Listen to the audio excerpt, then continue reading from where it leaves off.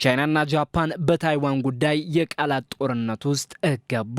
ቻይና ጃፓንን አስጠንቅቃለች። የጃፓን አዲሷ ጠቅላይ ሚኒስትር ሳኔ ታካይቺ ቻይና ታይዋንን ከወረረቻት ጃፓን ወታደራዊ ተሳትፎ ልታደርግ እንደምትችል ካስታወቁ በኋላ የሁለቱ ሀገራት ግንኙነት ውጥረት ውስጥ ገብቷል። ቤጂንግ ራሷን እንደ ሉዓላዊ ሀገር የምትመለከተዋን ታይዋንን እንደ ራሷ ግዛት የምትመለከታት መሆኑ ሲታወቅ በወታደራዊ ዘመቻ ልትጠቀልላት ትችላለች የሚል ስጋት በኤስያ ፓሲፊክ ቀጠና ካደረ ቆየት ብሏል። ሀገራትም ከቻይና ጋር ያላቸውን ግንኙነት በመስጋት ታይዋንን የሉዓላዊ ሀገር ክብርን ከመስጠት ይቆጠባሉ። ከተመረጡ ገና የአንድ ወር ጊዜ የተቆጠረላቸው የጃፓን አዲሷ ሴት ጠቅላይ ሚኒስትር ግን ቻይናን ታይዋንን ብታጠቂ ጦሬን አዘምታለሁ በማለት ቤጂንግን አስቆጥተዋል። ጠቅላይ ሚኒስትር ሳኔ ታካይቺ ከቀደሙ የጃፓን መሪዎች ይልቅ በጠነከረ መንገድ ምላሽ ሰጥተዋል። የቀደሙት መሪዎች በታይዋን የቻይና ስጋት ላይ ያላቸውን ቅሬታ ከመግለጽ ባለፈ ጃፓን ምን አይነት ምላሽ ልትሰጥ እንደምትችል በይፋ ከመናገር መቆጠባቸው ይታወቃል።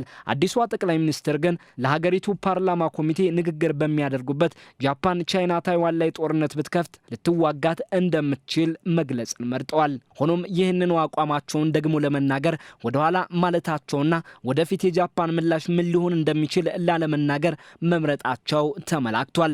የሀገሪቱ የውጭ ጉዳይ ሚኒስትር ቶሺሚትሱ ሞቴጊ በበኩላቸው የጃፓን አቋም አልተቀየረም ሲሉ የጠቅላይ ሚኒስትሯን አቋም አጠናክረዋል። ከጃፓን የተሰማውን ጠንከር ያለ አቋምን ተከትሎ ቻይና ቁጣዋን ገልጻለች። የውጭ ጉዳይ ሚኒስቴሯ በታይዋን ጉዳይ ጃፓን ጣልቃ እንዳትገባ ሲል አስጠንቅቋል። የጃፓን የቱሪዝም ዘርፍ ላይ ያነጣጠረ ምክረ ሀሳብንም ለዜጎቿ ቻይና አቅርባለች። የቤጂንግ የትምህርት ሚኒስቴር በጃፓን በቻይናውያን ላይ የሚፈጸም ወንጀል ጨምሯል ሲል ተማሪዎቹን አስጠንቅቋል። ወደ ጃፓን እንዳይጓዙም ምክረ ሀሳቡን አቅርቧል። የቻይና የጠረፍ ዘብም ሁለቱም ሀገራት በባለቤትነት በሚከራከሩባቸው ደሴቶች ያለውን ቁጥጥሩን ማጠናከሩን አስታውቋል።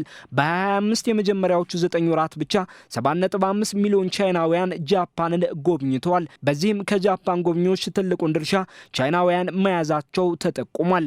የአሁኑ ግንኙነታቸው መሻከር የጃፓንን የቱሪዝም ዘርፍ ሊጎዳው እንደሚችል ተሰግቷል። የቻይና ማስጠንቀቂያ ጃፓንን 14 ቢሊዮን ዶላር ሊያሳጣት እንደሚችልም እየተመላከተ ነው።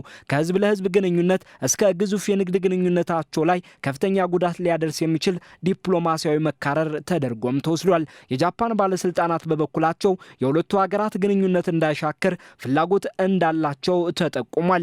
የውጭ ጉዳይ ሚኒስትሩ ሞቴጊ ቻይና ግንኙነታችንን የሚያሻክር ተገቢ ምላሽ እንድትሰጥ ለመጠየቅ ማቀዳቸውን አስታውቀዋል። ከሁለተኛው የዓለም ጦርነት ወዲህ ጃፓን ያላት ህገ መንግስት ጦሯን ቀጥተኛ ጥቃት እስካልተፈጸመበት ድረስ በሌላ ሀገር ጦርነት እንዳይሳተፍ የሚገድብ የነበረ መሆኑ በጎርጎሮሳውያኑ 2015 መቀየሩ ይታወቃል። ጃፓን ለህልውናዋ ወሳኝ ለሆነ ግጭት ለወዳጆቿ ድጋፍ ልትሰጥ እንድትችል ፈቅዷል። ይህም ዋነኛ ወዳጇን አሜሪካን እንድትተባበር ያለመ መሆኑ ይመላከታል። አሜሪካ ለታይዋን ዋነኛ ወዳጅ መሆኗ ሲታወቅ ዋነኛ የጦር መሳሪያ አቅራቢዋም ናት። በቅርቡ ብቻ የ330 ሚሊዮን ዶላር የተዋጊ አውሮፕላኖች ሽያጭን ለታይዋን ማጽደቋ ይታወሳል። አሜሪካ ለታይዋን የጦር መሳሪያ የሚሸጥላት ራሷን እንድትከላከል ነው ባይም ናት። ቻይና ደግሞ የታይዋን ጉዳይ የግንኙነቶች ቀይ መስመር ነው ማለቷ ይታወቃል። በቀጠናው ሌላኛዋ ሀገር ደቡብ ኮሪያ ጋር አሜሪካ የኒውክሌር ባህር ሰርጓጅ መርከብን በጋራ ለመገንባት መስማማቷን ተከትሎ ግንኙነታችሁ ታይዋንን ያለመ ከሆነ እንዳታስቡት ስትል በቅርቡ ማስጠንቀቋም ይታወሳል። ጃፓን ግን በጠቅላይ ሚኒስትሯ በኩል ቻይና ታይዋን ላይ ጦርነት ብትከፍቺ እኔም ልዋጋሽ ይችላለሁ የሚል መልእክትን አስተላልፋለች። ጃፓን ከታይዋን በ110 ኪሎ ሜትር ርቀት ላይ ስትገኝ ጠቅላይ ሚኒስትሯ በቻይናና ታይዋን መካከል የሚነሳው ጦርነት ለሀገራቸው ደህንነት ስጋት ከሆነ ጦራቸውም ሊዋጋ እንደሚችል አስጠንቅቀዋል። አዲሷ የጃፓን ጠቅላይ ሚኒስትር በአጭር የስልጣን ቆይታቸው የቻይናን የቀጠናው ተስፋፊነትን መመከተን በመከላከያው ዘርፍ ቀዳሚ ትኩረታቸው መሆኑን አሳይተዋል። ሁለቱ ሀገራት በምስራቃዊ ቻይና ባህር ላይ የደሴቶች ይገባኛል ውዝግቦች እንዳሉባቸውም ይታወቃል። የቻይና መከላከያ ቆንሱል ጀነራል ጠቅላይ ሚኒስትሯ ያደረጉትን ንግግር ተከትሎ በኤክስ ገጻቸው ለጠቅላይ ሚኒስትሯ ሕይወት አስጊ የሆነ ጽሑፍን አጋርተው የነበረ ቢሆንም ኋላ ላይ ጠፍቷል። የቻይና የውጭ ጉዳይ ሚኒስቴር ቃል አቀባይም ጃፓን ለታይዋን ተገንጣይ ኃይሎች የተሳሳተ ምልክትን ከመስጠት እንድትቆጠብ አሳስበዋል። የቻይና መከላከያም ጃፓን በታይዋን ጉዳይ ወታደራዊ ጣልቃ ገብ ገብነትን ከመረጠች አሰቃቂ ሽንፈት ይገጥማታል ሲል አስጠንቅቋል። በጃፓን የቻይና ኤምባሲም ቻይና ታይዋንን በኃይል የመጠቅለል ሐሳብ እንዳላት አላስታወቀችም በማለት የትኛውም የጃፓን ጣልቃ ገብነትን እንደ ወረራ የምትመለከተው በመሆኑ የመልሶ ማጥቃት መፈጸሟ አይቀርም ሲል አስጠንቅቋል። ጃፓን ለ50 ዓመታት ታይዋንን በቅኝ ግዛት የገዛቻት የነበረ ሲሆን ቻይና ራስ ገዟን ታይዋንን እንደ ራሷ ግዛት ታያታለች። የጃፓን ወዳጁ አሜሪካ ከግዛቲቱ ጋር ያላትን ወታደራዊ ወዳጅነት አጠናክራለች። ጃፓን ደግሞ ግዙፍ የአሜሪካ ጦርን በግዛቷ እንደምታስተናግድ ይታወቃል።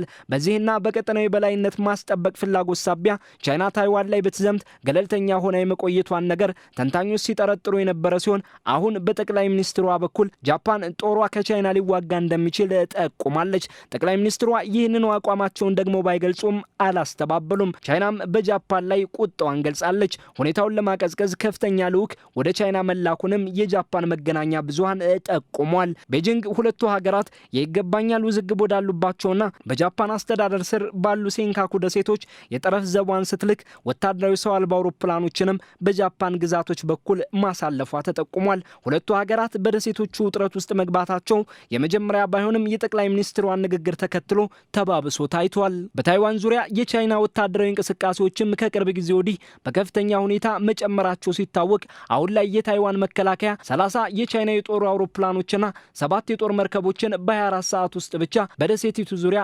መታየታቸውን አስታውቋል። የሀገሪቱ መከላከያ ሚኒስቴር ባሳየው ካርታ መሰረት 3 ወታደራዊ ሰው አልባ አውሮፕላኖች በታይዋንና በጃፓን ደሴቶች መካከል የታዩ መሆናቸው ተጠቁሟል። ቻይና እንደራሷ ግዛት የምታያትን ታይዋንን በኃይል ለመጠቅለል መንቀሳቀሷ ጦርነቱን በተለይም አሜሪካ የደሴቲቱ ዋነኛ አጋር ከመሆኗ ጋር በተያያዘ እንዲሁም ጃፓንና ሌሎች ቅርብ ሀገራት ሊሳተፉ የሚችሉ በመሆኑ ቀጠናዊ ብሎም ዓለም አቀፋዊ ጦርነት ሊያስከትል እንደሚችል ይታመናል። አሁንም የአዲሷ የጃፓን ጠቅላይ ሚኒስትር ቃል የቻይናና ጃፓንን ግንኙነት መሻከር ጀምሯል።